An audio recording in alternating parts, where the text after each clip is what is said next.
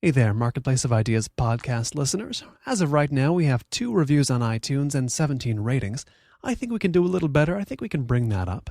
If you review the show, if you rate it on iTunes, you can help improve the show. You can help raise its profile as well. You can leave a star rating and your review, which will say what you want to hear more of on the show, what you want to hear less of, what you want to hear about the same amount of, your questions, comments, suggestions, all that.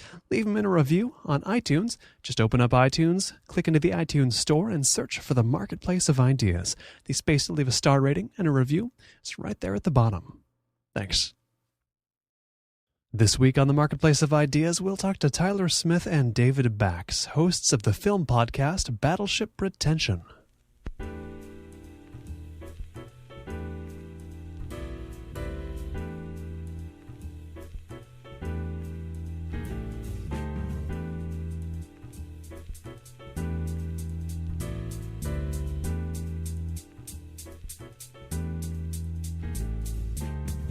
It's the Marketplace of Ideas. I'm Colin Marshall. Tyler Smith and David Bax are the hosts of the film podcast Battleship Pretension, which for over 3 years has explored all sorts of aspects of cinema history, cinema appreciation, cinema technique, and cinema criticism. Tyler, David, welcome to the program. Thank you. Thanks for having us. I had such an urge to interrupt because I always feel so awkward. Whenever we have a guest, we do the thing where don't talk until you're introduced, and I feel bad for them, and it's because I feel awkward when I'm in that position. Yeah, I feel like is he done? Is it my turn? And on Skype it's just like I haven't heard anything for 3 seconds. I guess it's my turn. Yeah, I've done that both times we've been on the /filmcast. I've interrupted Dave Chen because I think he's done. Anyway, You know what? Sorry. He is. We're sitting where we record Battleship Pretension, so I kind of feel like this is Battleship Pretension, and we've already completely taken over. Yeah, We this can is going start to be over really again. weird. We can start over again. We'll go forward. Listeners, this is exactly the sort of exchange you can expect from this film podcast, of which I've long been a fan since nearly the very beginning.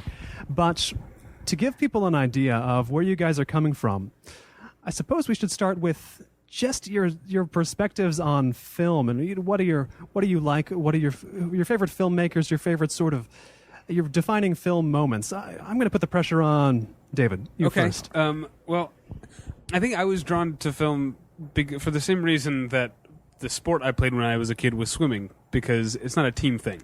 And film is something you do in a dark room, either alone or it keeps you from having to talk to other people. And I was such an antisocial kid. And it wasn't just me being antisocial. It's not like they would have had me if I... It's not like the social groups would have welcomed me in if I had applied. Yeah. I wasn't a popular kid, so I watched movies all the time. So I guess that's the way I view films, is very much personal, individual. I'm not really interested in the community aspect of it, which there is now with the internet. There's very much a community aspect of it. We're kind of on the outskirts of that, but it's not what got me into film. As far as defining moments, well, I'm sure I've told this story on my podcast before, but my favorite film of all time is Barton Fink. And the reason is because I was just at the grocery store video counter and I saw the cover and it had John Goodman on it, and I always like to watch comedies.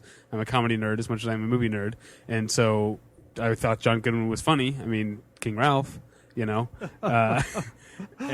He was very funny in Arachnophobia. He was, yeah.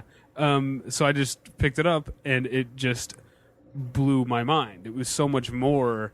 It was so much more ambitious, and so much more otherworldly, and just plain old artistic than I had come to expect from films. And it just sort of, from that moment, it became.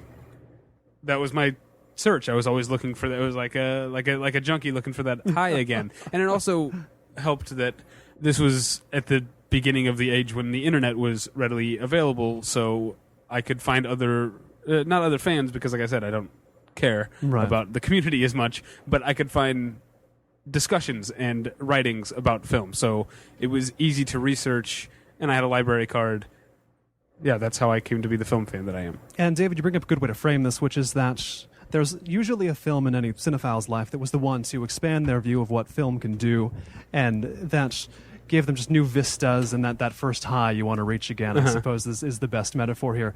Tyler, what opened up your cinematic vistas?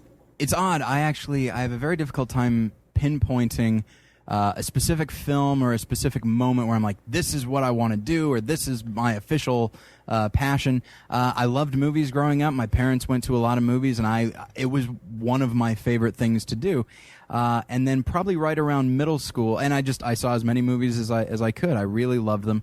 And then right around middle school, I started just becoming very dissatisfied with the films that were aimed at people my age.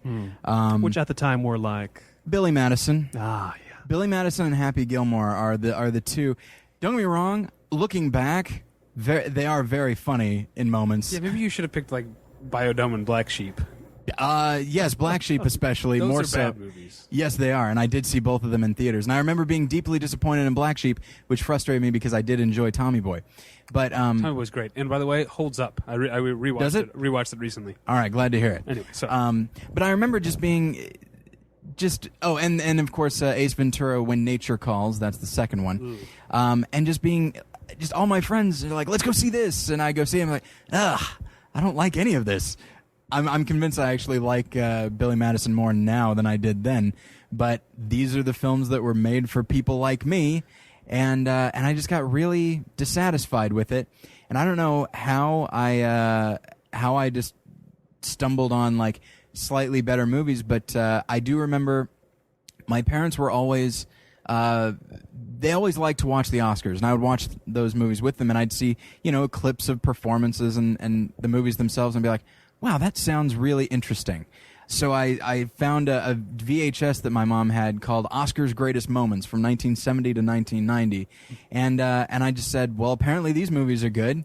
I'll just start making my way through these. And I found that I had a strong tendency towards watching really great acting and really liking that. So Did you find because you were told they were good, did you assume they were good? Like, at what point how long after you watched Gandhi did you realize it sucked? No, I didn't see Gandhi till my English 3 class, so I guess I just assumed then. But actually, the first one, because I watched like One Flew Over the Cuckoo's Nest and The Godfather and Patton, and I loved those. Cuckoo's Nest not as much these days, but Really. And then the one that actually, what? I joked up top that because we're sitting where we do Battleship Pretension, I keep thinking this is Battleship Pretension, but it's true. Colin, you can chime in whenever you want. This is exactly what I want it to be. Okay, but people already have this available to them. Just it's the show. But anyway, but no, probably the first one that the first Best Picture that I watched, and I was like, how is that Best Picture?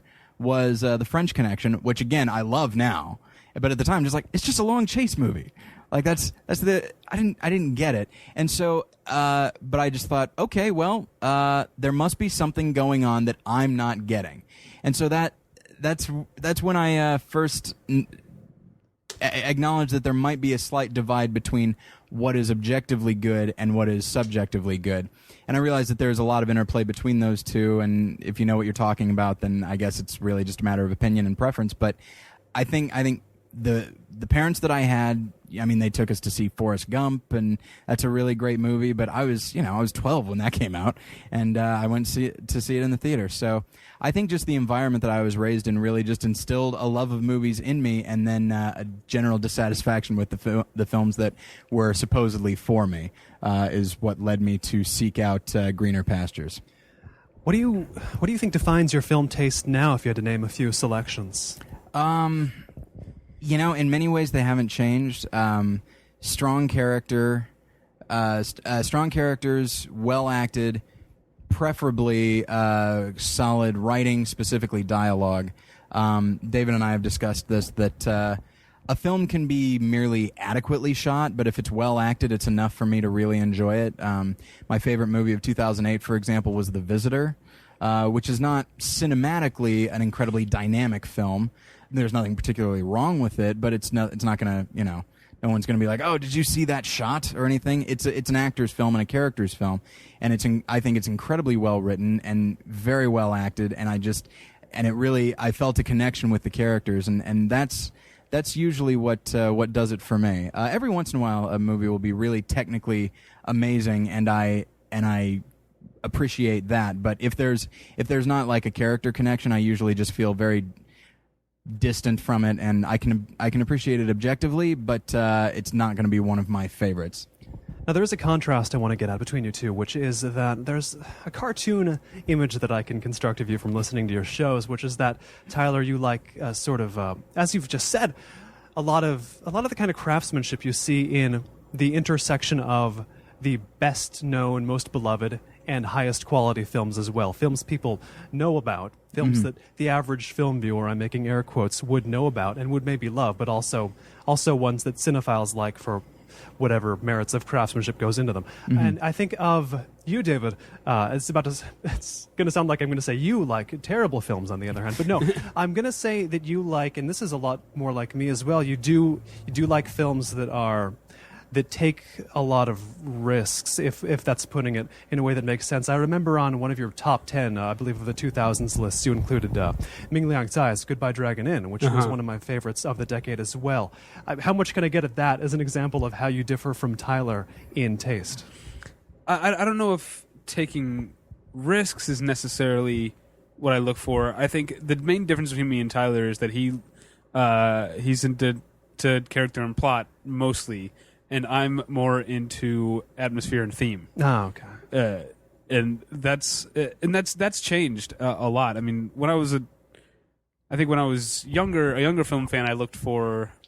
Well, one thing that's been constant. If you can make me laugh, then that's good, you know. And it's a problem that I have with certain like serious films is that they think having a joke or two would take the weight out from one of them, whereas actually it strengthens them. But that's like the constant. But when I was a kid, I think I looked for things that I thought were innovative and kinetic.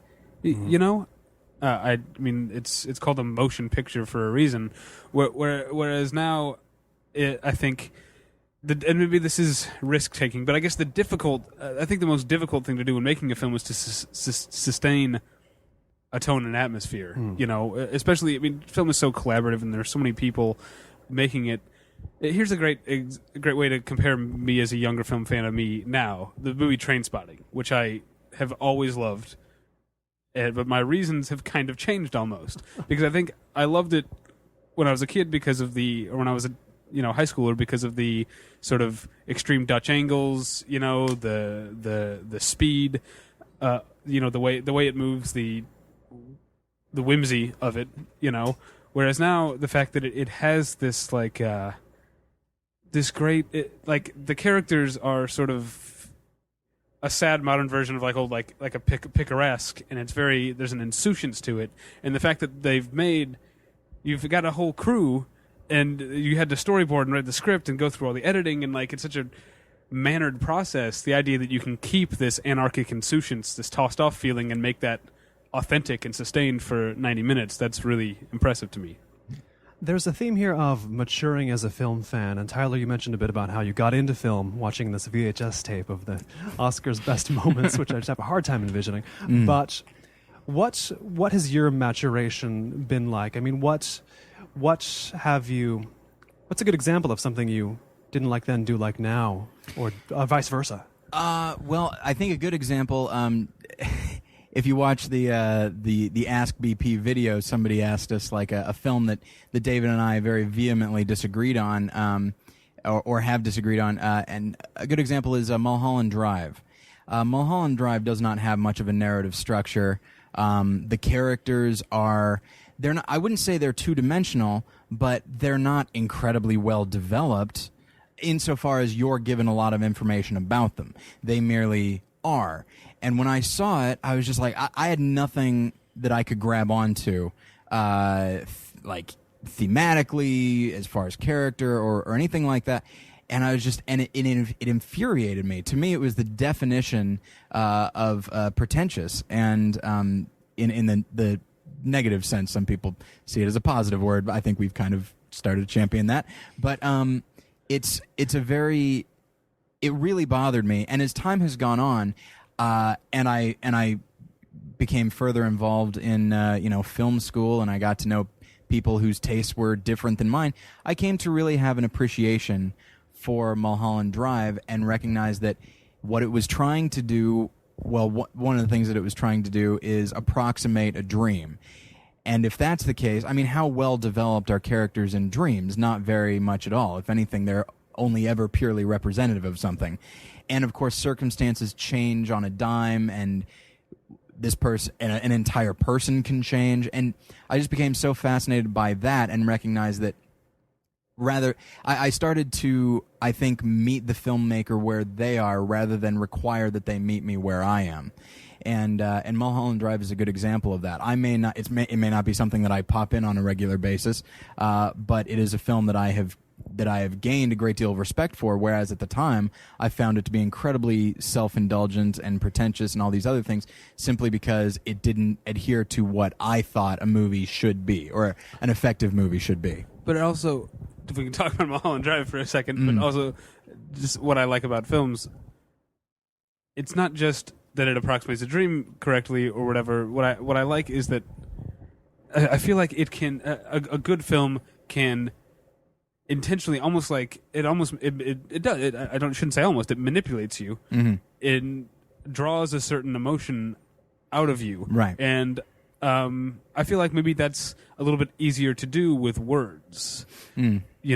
Whereas just through image and sound, being able to do that, I picture like Dumbledore pulling a memory out of the pensive, know, the way he sticks his wand in and it sort of like attaches to the wand and comes out. It's magic, and that's what I like about a great film like Mulholland Drive that uses when they go to the that theater and see that woman sing and then she collapses but her voice continues as it's going, that is so sad, so terrifying, and almost exhilarating at the same time. Yes. And that's exactly what David Lynch wanted, and that's why he is kind of like a magician with a wand. Which kind of brings up actually another thing that I started to embrace as I got older is the idea. David, you said the word exhilarating. The idea that something might actually be beyond my own comprehension, and maybe even beyond the comprehension of the person that created it. That they have somehow managed to lock into something that's way bigger than they are, and they have no choice but to keep going. And so films like Apocalypse Now, I would say There Will Be Blood, Vertigo, and then my favorite film, which is completely unoriginal, Citizen Kane. Every time the film is very no. My choice for favorite film is completely unoriginal. It's common. I don't know that it's fair enough. I arrived at it organically, but people at film school didn't seem to appreciate that anyway. And those are just at the forefront of my brain. I'm sure there are several others that I could mention, but these are films that I'm almost positive the filmmakers are like, I don't quite know what I'm doing, but I know I'm doing something. I know what I started doing, and I guess I'm just going to keep going there. And to their credit, they didn't try to sum things up easily. They didn't try to put everything out there, and they didn't insist on the film they were making. They didn't insist that it be what they wanted it to be at the beginning. They were willing to let it go and be what it was going to be. And in doing so, it wound up being something that you can't, what I've said about a film like Apocalypse Now or Citizen Kane, I feel like it's about maybe like 10 things, and in my viewing, I've only maybe uncovered like 3 of them, and like there's just all these layers, and you just keep going deeper and deeper, but there's a certain exhilaration in knowing you're never actually going to get to the center of it. You're never going to get to the Tootsie Roll center of this Tootsie Pop. Because Colin, I go to you. It's not built like that. Right. And there's something to be said for films that say, like, I have a theme, I have a message, I'm going to like American Psycho is a great movie that has specific things that it wants to say about America in the 1980s, and about conformity, and it finds a very clever way to say them. But that's what it is. I don't want to take away from that film. It's a great film. Right. But there is, these monstrous There Will Be Blood type things that really do feel like they skipped the middleman on the way from the id to the screen. They just like they seem to have just poured out of the filmmaker. Mm-hmm.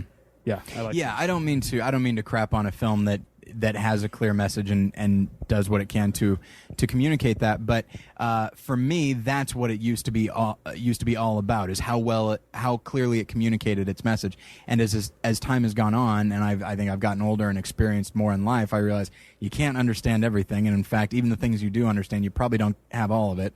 And I've started to embrace certain things like that in film. I would say actually Lost in Translation is another one where a lot of people said, I worked at a video store when it came out on DVD. People were like, it wasn't about anything. Nothing happens. What's it about? And it's like, I can tell you what I think it's kind of about, but that's just scratching the surface. It's just a thing that needs to be experienced, and that's what it's about. Lost in Translation. Sorry, we'll let you ask another question. Yeah. In a second. We'll get to you in a minute. This idea of that I talked about drawing a certain emotion. Lost in Translation is it evokes an emotion that you can't. There's not even really a word for. Yeah, it's like you could almost describe it. You could say like, you know, that thing when you're like on vacation and you meet another person who's on vacation and you become you're like. Shared otherness makes you really close, but you're not in love with the person, but you're not friends with the person. Yeah. You're not that connection to a person. There's no word for that, and there's no real way to explain it with words, and that's what art is for, right? And that Lost in Translation is a great example because Sofia Coppola picked, I think, a specific emotion that a lot of people have felt, but that isn't there isn't a word for, and made a film for it instead of a word. Mm-hmm. You brought up the word pretension, and this was going to be obviously something we can't let go of because it's in the title. And I tell friends, it's one of my favorite shows, Battleship Pretension, and they always laugh at the title. I'm sure you guys have had the same experience. Hey, very clever. Yeah, classic film. You have smart friends. The word pretension in there. And of course, this is tough to articulate, but pretension comes up so often in regard to specifically film, in regard to cinephiles, in regard to film students, which you both once were, together in Chicago. Correct me if I'm wrong on that, but I think I'm right. That's correct. And we brought up Mulholland Drive, we brought up Lost in Translation, we brought up There Will Be Blood. All have been called pretentious. There's a root the word pretension has taken in film that it's taken in no other art form. Music gets some of that, but people kind of blow it off. I mean, they don't take it seriously. They take the pretension, supposed, of the film world so very seriously, especially if they're outside of it. What do you guys think about the way pretension hangs around the film world, for lack of a better term? Like, not necessarily the thing itself, but the perception of pretension. And I'll throw this to either of you. How do you explain why the accusation is so prevalent in film? Because film, more so than most other art forms, except for maybe music, is viewed by the majority of people who watch it as not being art. It's a completely, in a certain meaning of the word, it's a vulgar art form because it's almost dominated by commerce and by the what's the word I'm looking for? Just the as many people liking it as possible. So when someone makes a film like There Will Be Blood, which is not set out first to entertain or to scare you or to make you laugh, it doesn't have the sort of, like, you know, you go into a Blockbuster and there are little signs for genres. Like, these are the films that make me cry. These are the films that will make me laugh. These are the films where I get to see somebody get shot. And here are the foreign ones. I'm making it off to the side. Right. Gotcha. That is its own genre. Is a genre, of Yeah, course. yeah. Anyway. And if a film like There Will Be Blood is not aiming to do any one of those things, these people who are only expecting those things think it's trying to be. It thinks. I guess they're saying the film thinks it's better than those other films, and they're not, because it's not art to most people. And let's get one thing straight: film is an art form. So even, I don't know, Cuffs it's a piece of art. Specifically, Cuffs. Yeah. With Christian Slater. I don't know why you went to that. That's obviously art, David. It's Cuffs with a K for those who need to look it up. But when the people who don't view films as art are set in front of a film that they can't deny that it's art, or that it's practicing an art form, they're going to call it pretentious because pretentious means it's pretending to be something it's not. Why are you acting like you're so much better than Cuffs? You know? Yes, and the thing is, some of the time they're right. There are a lot of pretentious films. There's a lot of people who are making films that they think are smarter than they actually are. Garden State. I've not seen Garden State or Inception, but I will bring this up because you mentioned that you do see some pretension in films. And it's always been an odd thing to me that I talk to people who are maybe less film fans than I am, and I'll mention the movies I like, and then they kind of get the attitude of, oh, I don't watch those movies with the French people in turtlenecks yammering at one another. I've done a lot of film viewing. I don't see those. I don't see those movies. I think they might be made up. Do you guys disagree? Do you think these movies are out here with the turtlenecks and I'm just not seeing them? Yeah, no, I know every parody of foreign film has two French people smoking and not making eye contact and speaking monotonously. And yeah, I have been looking for about 15 years for that movie. I don't know. Where is it? I've been searching. There is I will say this, though, and I mentioned this on the show when we talked about our favorite films. The film The White Ribbon is a movie that I love, but what I like about it is that, this isn't the only thing I like. One of the things I like about it is that it is the essence of what people who don't watch foreign films think all foreign films are. It's long, it's slow, it's black and white, it's very emotionally cold at times. Yeah. And but it's funny the French get I think the French films get the brunt of that because the idea of taking film seriously maybe has its roots, the modern idea has its roots in Cahiers du Cinema. But if a film like Breathless, if Breathless wasn't in black and white and French, it's got cars, guns, and naked breasts. It's got everything. It's like everyone would like that movie. It might also just have to do with, I would say, an American attitude towards France in general, but I think actually if you watch a lot of British television or British comedy, there seems to be, in Europe in general, just this attitude of the French, they think they set the standard for food, taste, art. Just they're the ones who set it up. They're the ones who think they're better than everybody else. It is kind of a stereotype, and of course, in America, there's no...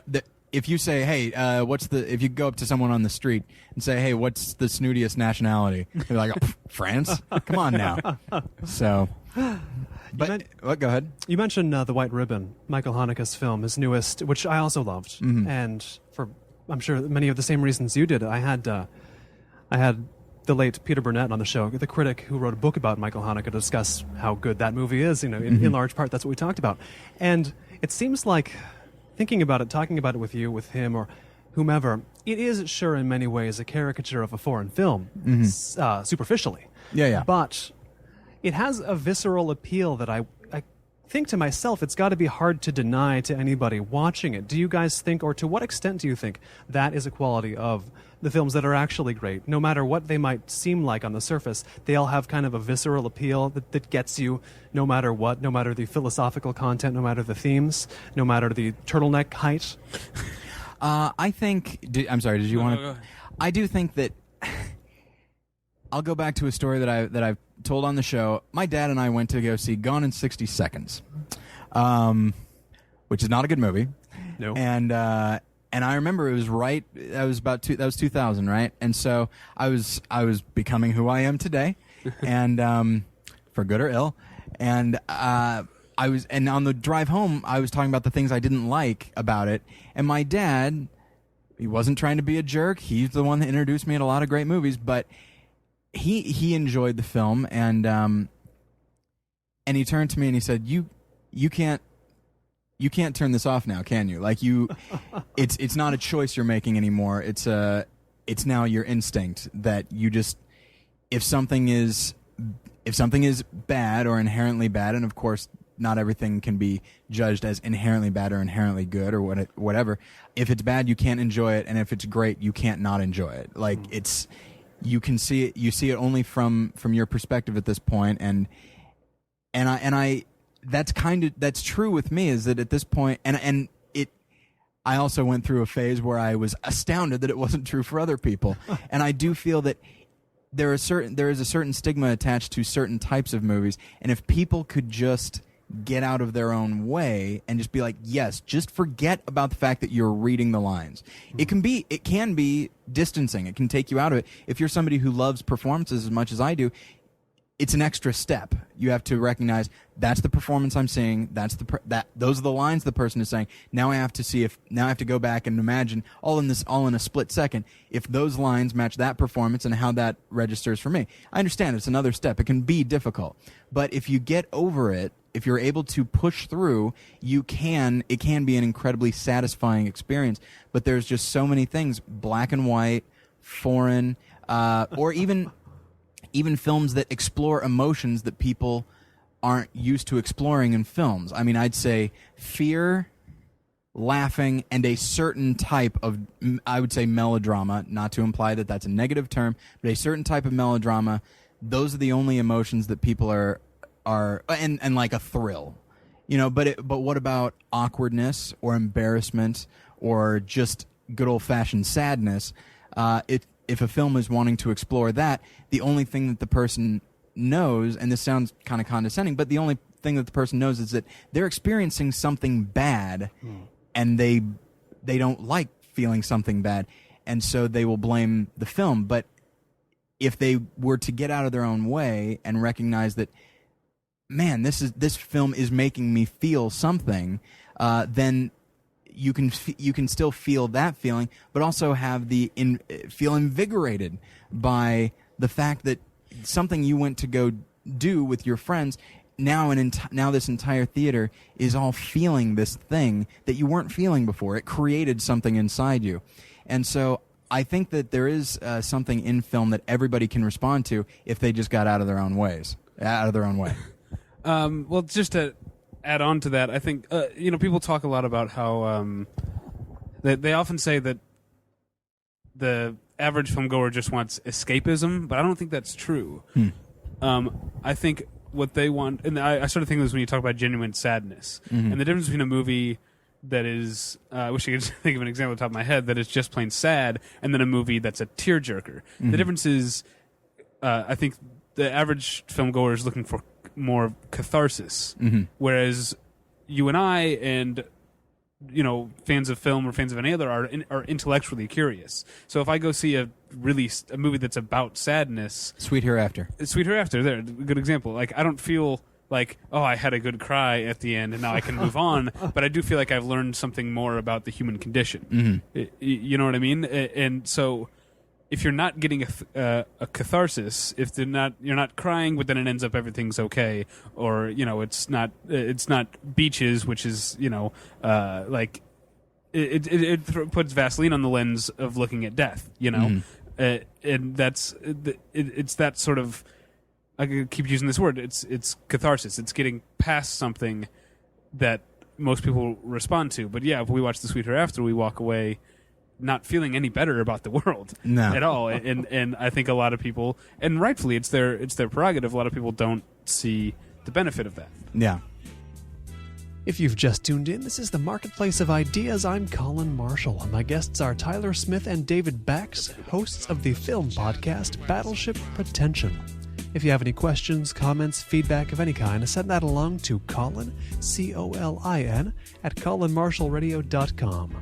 If you want to hear this interview again, or any other in the Marketplace of Ideas interview history, you can find them all in our archive at our website, colinmarshallradio.com. That is colinmarshallradio.com, the official Marketplace of Ideas website.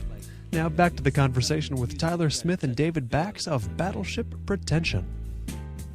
This faculty you mentioned, Tyler, that your dad pointed out, you can't turn this off, your analysis of film, it seems like that's just being a critic, and that's maybe there's just some internal quality that drives you toward film criticism. And I'll put this to you as well, David.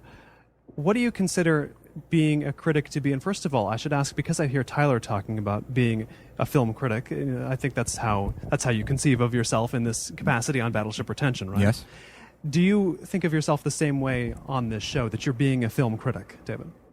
You were far from the first person to ask me that, and I never know what to say. It's the tough questions on this show. Yeah, I mean, I guess I'm a film.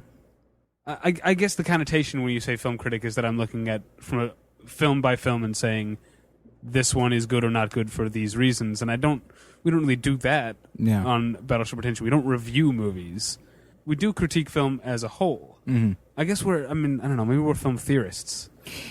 And I remember I once actually, I said, because we needed to send in a description to some damn thing, and I said, film theory podcast? And you're like, ugh, I don't like that. But it's the best thing I could come up with, because the term film critic has been co-opted by movie reviewers. Mm-hmm. And so at this point, if you say film critic, they're like, oh, so do you review new movies?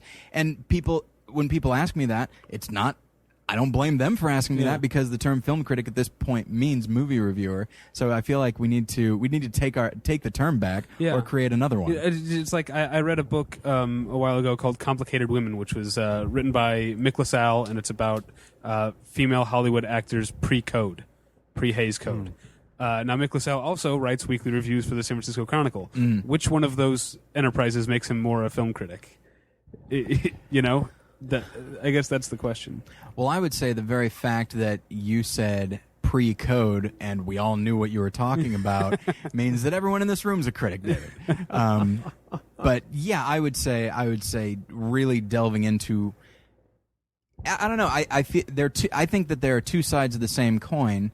I'm sorry, Colin. I don't. I feel bad that we just keep being like, hey, this is fast.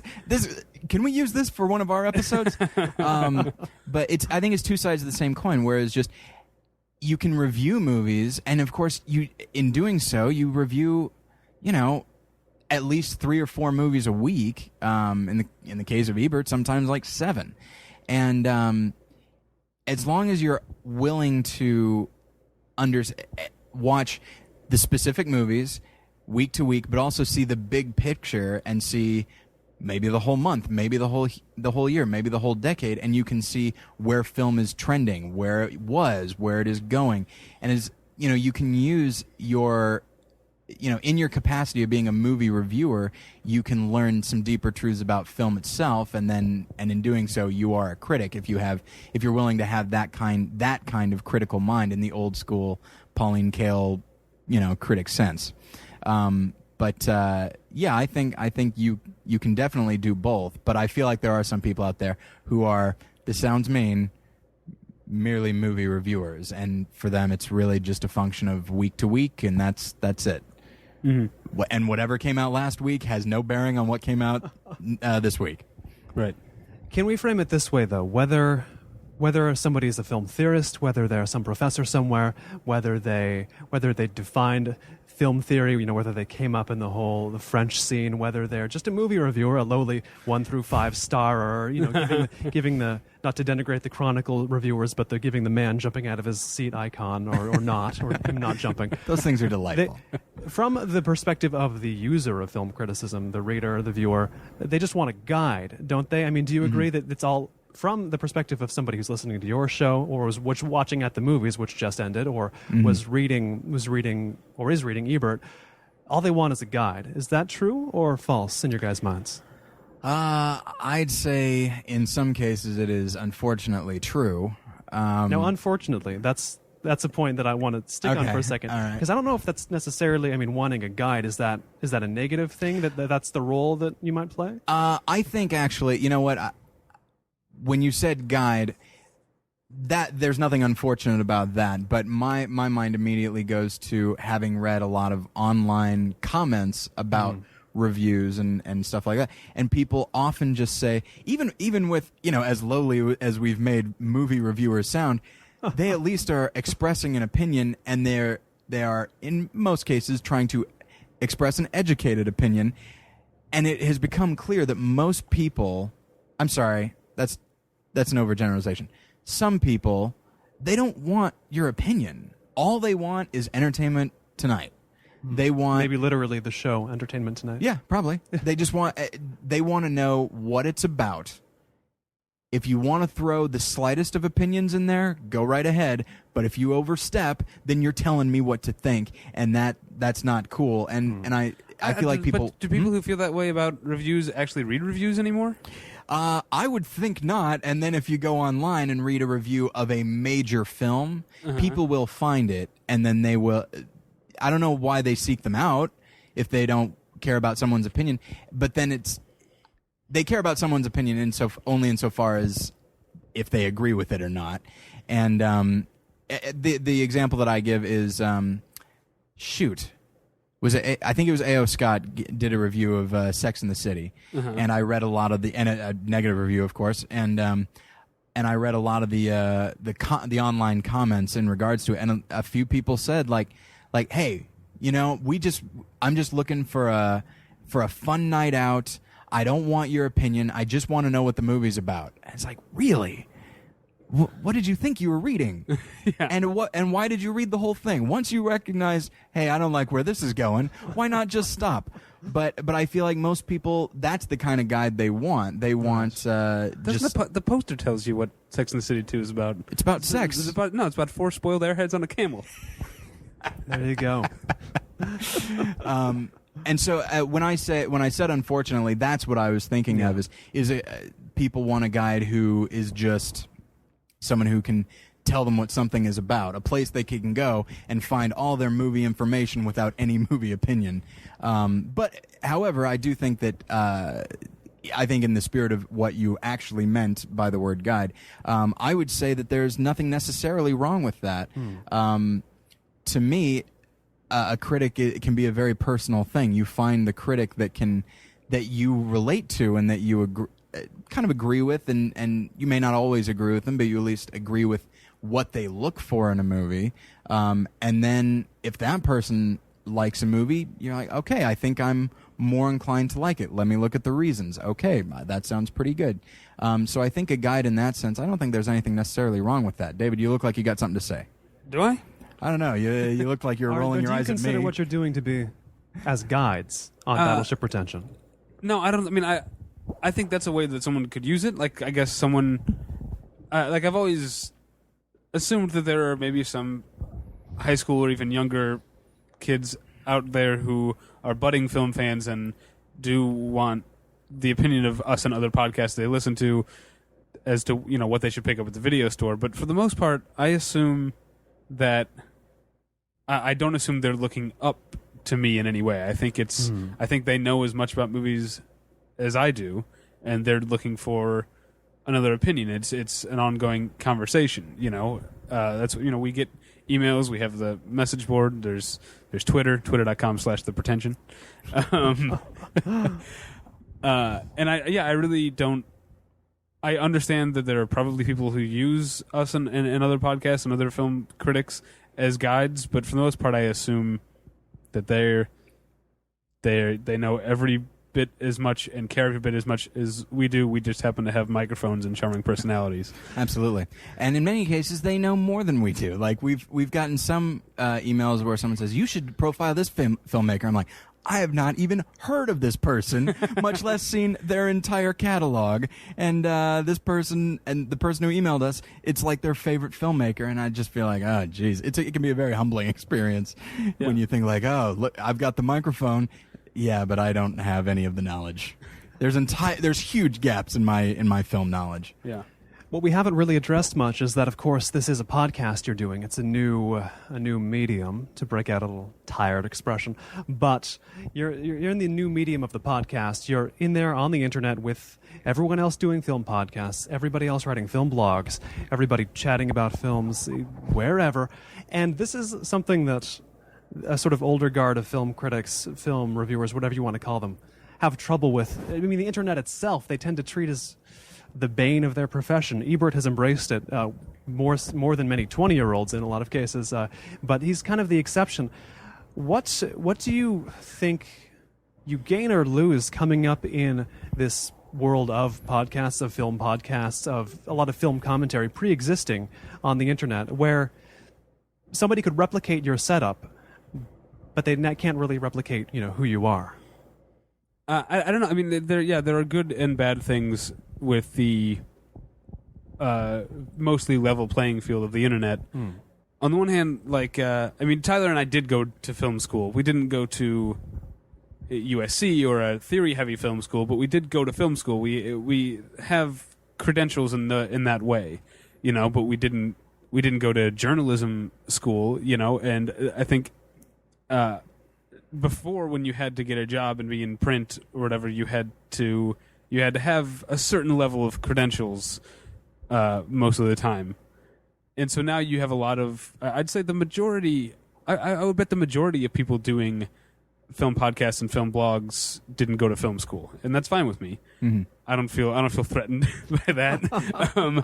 But I think it's good that you're getting more of a perspective. You don't have to have gone to film school to understand film, and so it's good that you're avoiding that almost that rarefied insular group that criticism I think once was.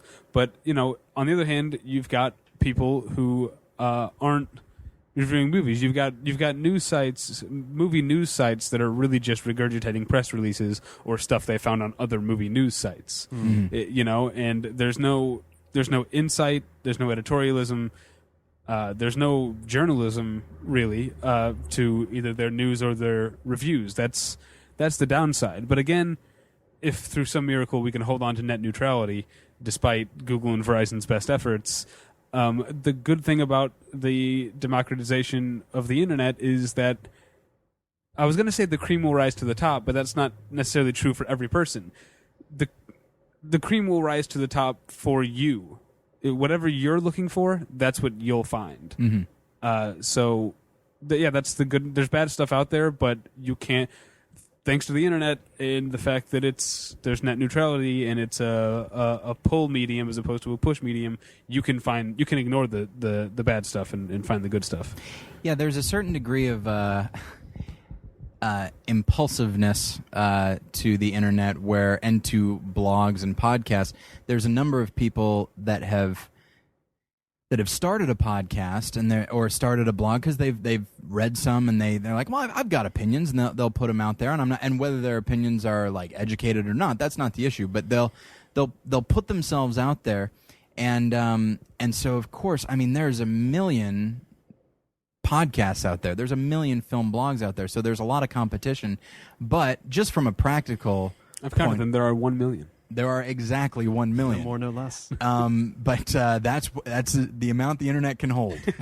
But exactly. You want to start one? Wait until someone. Quits. Yeah. Give me and David a couple of weeks. But so this is kind of a piece of advice for podcasters out there. If you want to, or I guess bloggers, but like if you want to start a blog or you want to start a podcast, and it just seems insurmountable simply because, well, there's so many. How am I going to get noticed? Here's how you get noticed. Keep doing it. Because the same impulse that gets people to start a podcast will also cause them to run out of steam, and they will stop. And then the people who are really passionate, again, whether their opinion is educated or not, the people who are truly passionate, they're just going to keep going, and their product will probably get better as they do. And so really it's gotten to the point where there's probably only about 15 to 20 film podcasts of any note that have been around more than 2 years. There have been plenty that go about maybe 10 weeks and then will stop. I know because various listeners say, hey, I started a podcast. You want to listen to it? I was like, yeah, sure. I'll listen to it. And then after like 3 weeks, like, no, they stopped putting out episodes. And it can be a difficult thing to do. And if you're not getting listeners immediately, it can be very disheartening. But yeah, all you have to do is last and be open to the idea of putting out a better product as you go. But yeah, as David said, the kind of, what's the phrase? I never remember. The cream rises to the top. Not necessarily in an objective sense, but after a while, people will start to hear of you, and people will just find you, and it is astounding to me. And the internet, the equal opportunity aspect of the internet can be very exciting, and it can seem very overwhelming. But all you have to do is show that you can outlast anybody, and because none of us are vying for ratings, you can last as long as you want to last. And that's one of the things that I find really awesome about being an internet presence, as we are, David. There is longevity to set you apart, but what else goes into making a voice that you want to hear talk about film, and you personally or your listeners. Well, I mean, not necessarily the actual tone of one's voice, though. You both have very sonorous voices. I'm sure. Thank you, that's Colin. part of it. But what makes a voice, whether in print, whether on TV, whether in a podcast, that you want to hear talk about this sort of thing, whether or not they're educated in the subject or whatever they have behind them, just the actual qualities of it? I can speak in terms of how our show came along, because it did come from what I thought was something that I thought was lacking in the film podcast community. I will take a slight tangent and say that if there was a podcast that had, I believe his name's Travis from Criterion Cast, Yeah. Travis and you, Travis George versus Colin Marshall. I would just be in heaven. Speaking of voices, oh my gosh, it'd just be such a pleasure to listen to. Just talk at each other. Exactly. Oh, who cares? It would sound like a sweet melody. But our show came about. It was my idea, and then the name was David's idea, and I owe him a lot for that, because it does get us a lot of attention, just the name. But I was living in Chicago. David was out here, and I started getting into comedy podcasts, and I really enjoyed them. And I thought, I'm a movie guy in theory. Maybe I'll start listening to some film podcasts. And at the time, it was 2006. I don't know if Slash Film was around. I think The podcast wasn't. The podcast was the Slash Filmcast. That's right. Yes. I don't know if that was around. It might have been around in the guise of the Watchers. I don't think even they started. Okay. But I think Film Spotting was around. So there were a few that were really solid, but I hadn't found them. I instead found some like an NPR or a public radio or just stuff associated with other websites, and I would listen to it, and they'd talk about movies. I was like, wow, you've managed to really bore me about the subject that I love most. That's really quite a feat. What were they doing wrong? Well, that's the thing that I made the joke earlier that we're just as smart as our listeners. We just happen to have microphones and personalities. But that's really what it is. Personality is the big draw for a podcast. Yeah. For me, if you're funny mostly, then I'll listen to you all day long. But yeah. Sometimes, and there are people who know a whole lot about movies or about TV. There are a lot of TV show podcasts out there, a lot of dedicated fans who really know a lot about it, but it's just so dry. That's to me, having a personality, and especially if you have multiple hosts, chemistry helps a lot. There was a lack of. I think what they were doing wrong was, it might just be who they were. They perhaps weren't suited to host something. But also there just seemed to be a lack of passion. They seemed to just really restrain themselves, and almost as if they wanted to. This sounds insulting, and I don't mean for it to, because I can relate to it. They wanted to sound like they knew what they were talking about, rather than just be who they are. And it came off incredibly, as David said, incredibly dry, and I didn't want to listen to it. Now the flip side of that, I think that's why. We're a movie podcast, and there are other movie podcasts out there, but I think the biggest influence on us was Never Not Funny. Yeah. Because, and that was exactly what we said going in, we want this podcast to sound exactly like the kind of conversations that, you go to a party during college, and most people are drinking and partying, and then you find the two film geeks over in the corner talking about Aliens movies for 2 hours. You know? That's kind of what, that was the exact, the feel that we wanted. Yeah, there's a podcast that's still going called Doug Loves Movies. At the time called I Love Movies with Doug Benson, and I listened to that, and it's very funny. I find Doug Benson to be very funny, and I enjoyed a lot of his guests. But as far as movie discussion, everyone involved clearly knew what they were talking about and clearly had strong opinions. But often, because it was primarily a comedy podcast, they would start out with movies and then spiral off into something that has nothing to do with movies. And I, as a movie guy, was just like, you guys clearly know what you're talking about. I'd love to hear your opinions, and I knew they would be fun to listen to, but also well thought out. Just like, oh man, I wish I wish there was something that had the know-how of these really dry podcasts and the humor of I Love Movies. Not that we're that funny. Not that we're that funny. No, no. We're only funny compared to the average movie podcast. Exactly. Right. That's. But to me, and a low bar. It sounds like you've established that as being. From your research, they're just not usually. Well, Jesse Thorne from The Sound of Young America was on the show a while ago, and he said public radio is very invested in you sounding dispassionate, which results in you kind of lose all your passion. And I say this on a public radio show right now, in fact. Right. So I'm well aware of that. But you've managed to position yourself, you think, between the sort of realms of comedy and film in such a way as to please both? I would say more important than us being funny, because I consider myself to be a fairly funny person. I consider David to be a fairly funny person, but I do know that chemistry... Okay, sorry, David's hilarious. Thanks. And I'm just the freaking...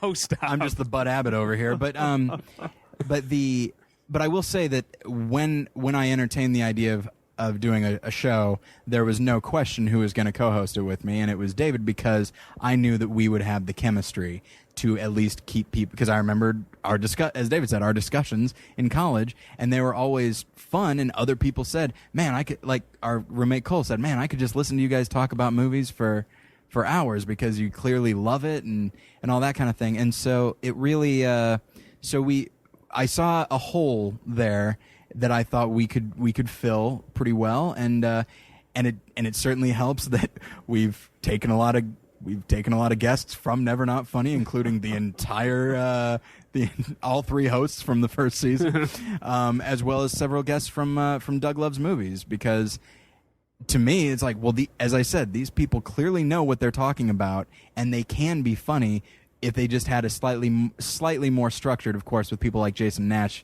and Bill Dwyer, you can only get so much structure. But it's to me, that's what our voice is, and that's what I wanted to accomplish. So if this is advice to budding podcasters out there, if you see a hole somewhere or a void and you think you can fill it, and at the very least just try to be the kind of show that you would enjoy listening to. And if you find 3 years later, you'll have a tenth of the listeners of the Slash Filmcast. Yes. I just needed to poke a pin in our hubris for a second. Oh, because absolutely. we're talking like we're giving advice to podcasters, and all these other podcasts that we're talking about are 10 times more successful than we are. Hey, they're not on the marketplace of ideas, all right? I'm just saying. All right. Yes, and no, we are far from being the most popular podcast out there. Those other podcasts, Film Spotting is a great show. Slash Film is a very good show. They know what. It's a very good show. I agree with Film Spotting more than I do with the Slash Filmcast, but from a they're incredibly technically proficient, far more than any other show I know of, and it's a fun show to listen to. What? I think you wouldn't make a very good diplomat. No, I know I wouldn't, especially to France. Should I cut that out and say that and put in great?